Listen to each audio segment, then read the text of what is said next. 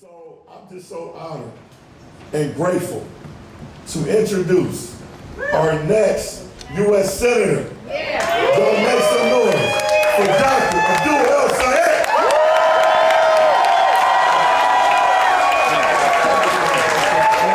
No, I'm not going to. No. Oh, Do we give it up for incredible speakers?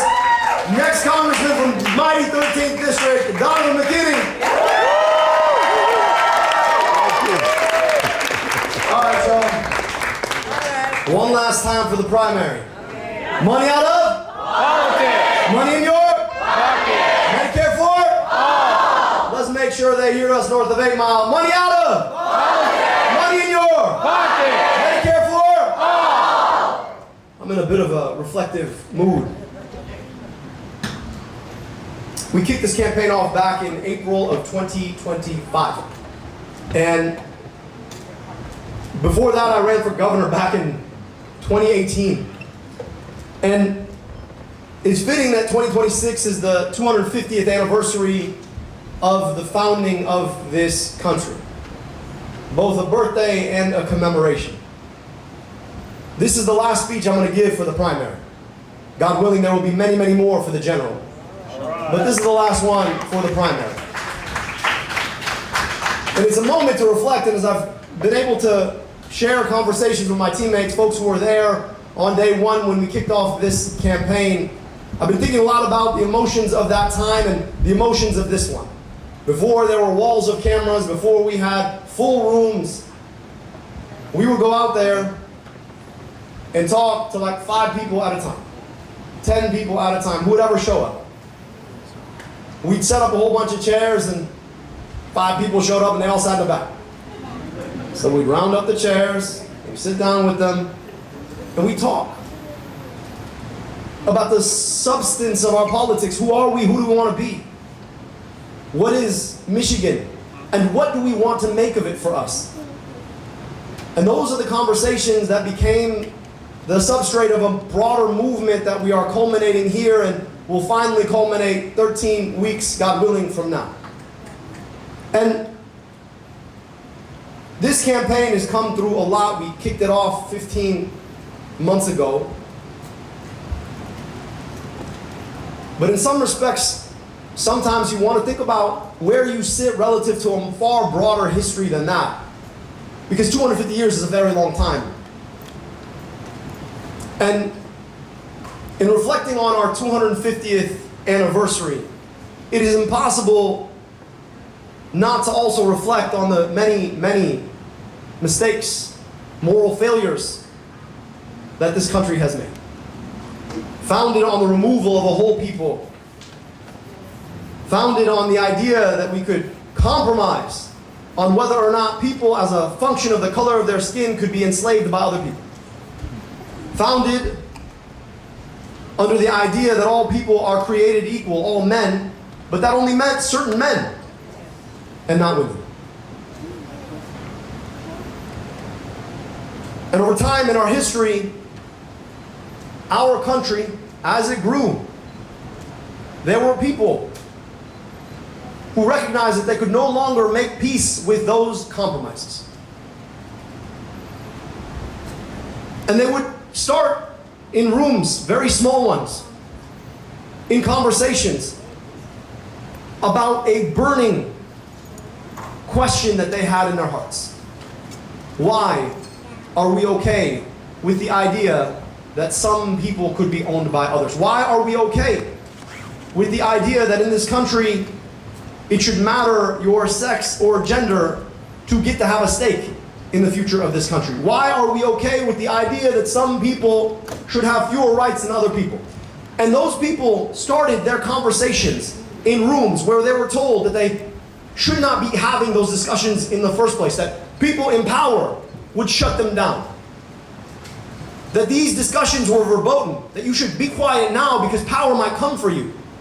And yet there was this infectiousness about the truth that allowed it to spread, first in rooms small and then bigger rooms and bigger rooms, until they built movements to take on the failures of our history. As we commemorated our 250th anniversary, we watched as a certain president decided, in effect, to make a mockery out of that birthday by celebrating only the ticky-tacky parts of our history. Celebrating colors and a flag without recognizing what those colors and that flag actually meant. The pain of people coming together to make those ideas and ideals matter.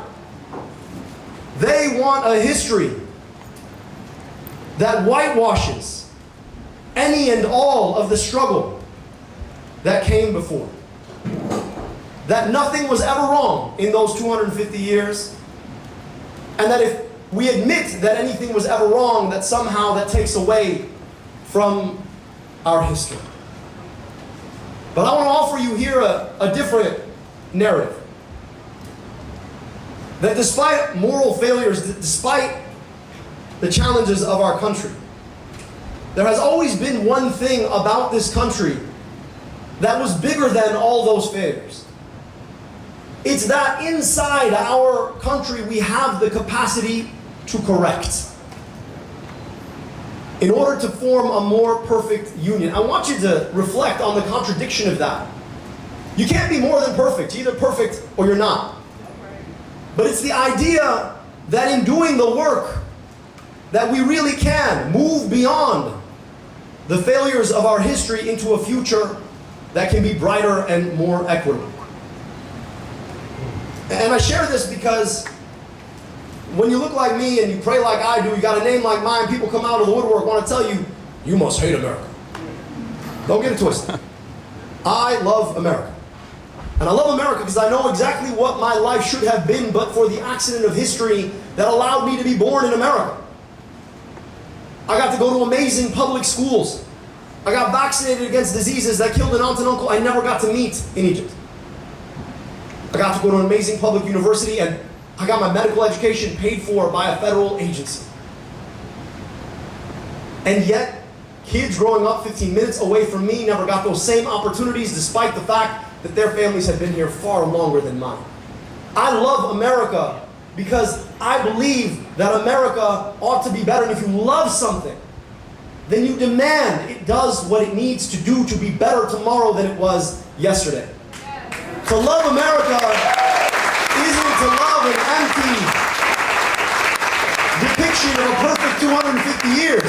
It's to love the work that people did to make it better tomorrow, to perfect it, a more perfect union. That's what loving America means. And I say this because we find ourselves in a moment of historical inequality. Yes, we've come through slavery, through Jim Crow, and yet the stains of it remain. You don't have to go too far from here to see schools that have been disinvested in look like they did 50 years ago.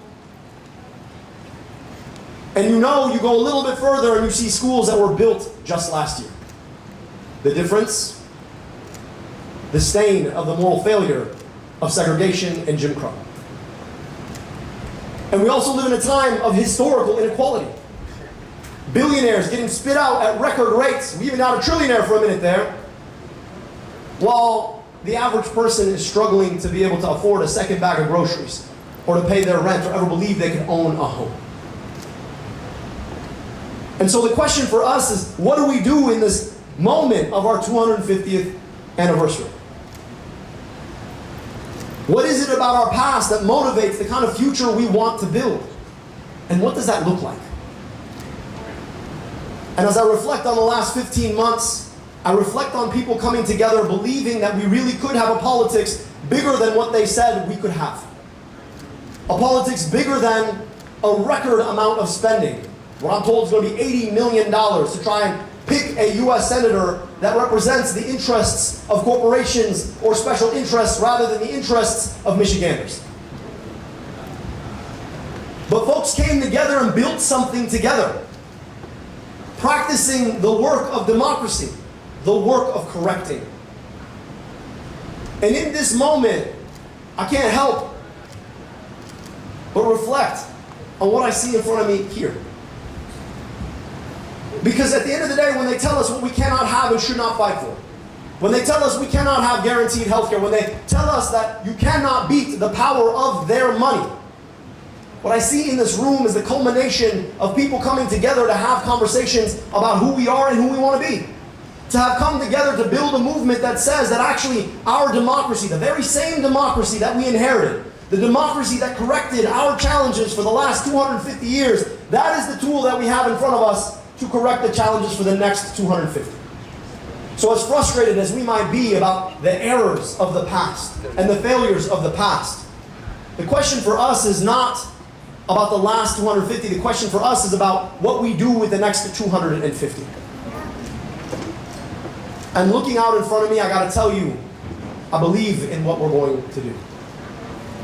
I believe in the opportunity we have in front of us to take our democracy back from the likes of the corporations and the billionaires and the special interests who want to tell us what we cannot have and should not fight for. I believe in the opportunity we have in front of us to correct both the moral failures of the past and the moral failures of our present.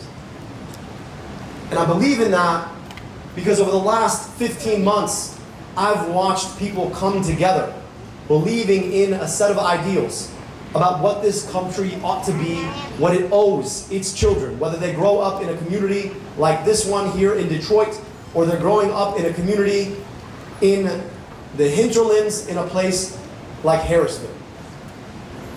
We can have nice things. We just can't do it alone.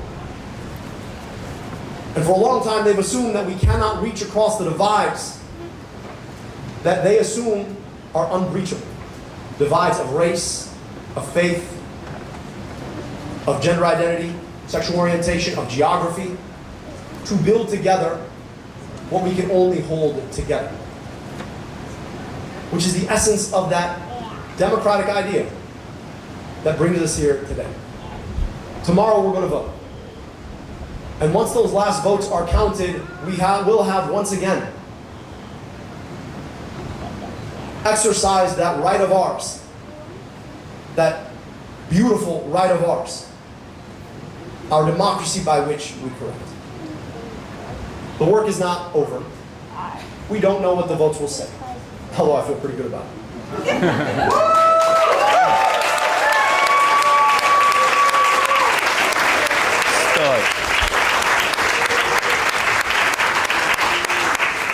But we have 13 months, or 13 weeks left to work. We will not have won a U.S. Senate seat tomorrow should the votes come in the way we want. Ours is the work of correcting. Ours is the work of continuously building a bigger movement.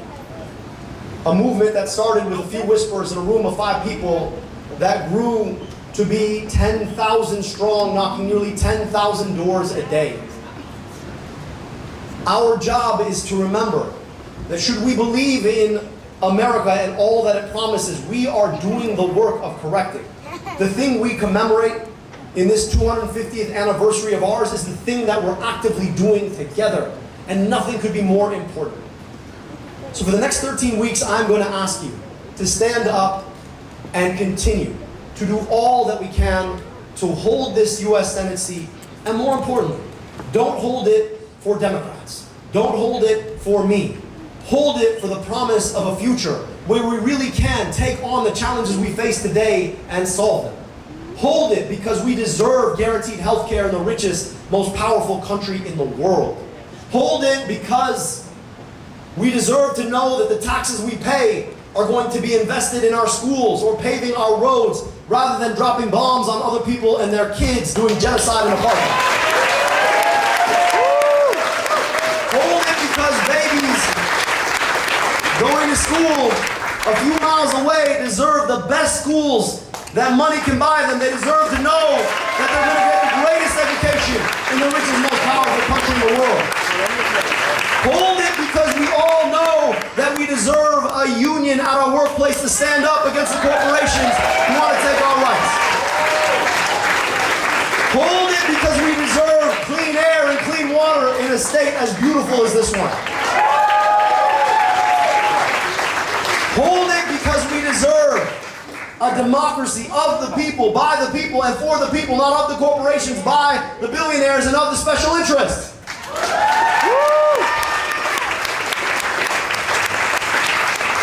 Hold it because we are all we've ever needed.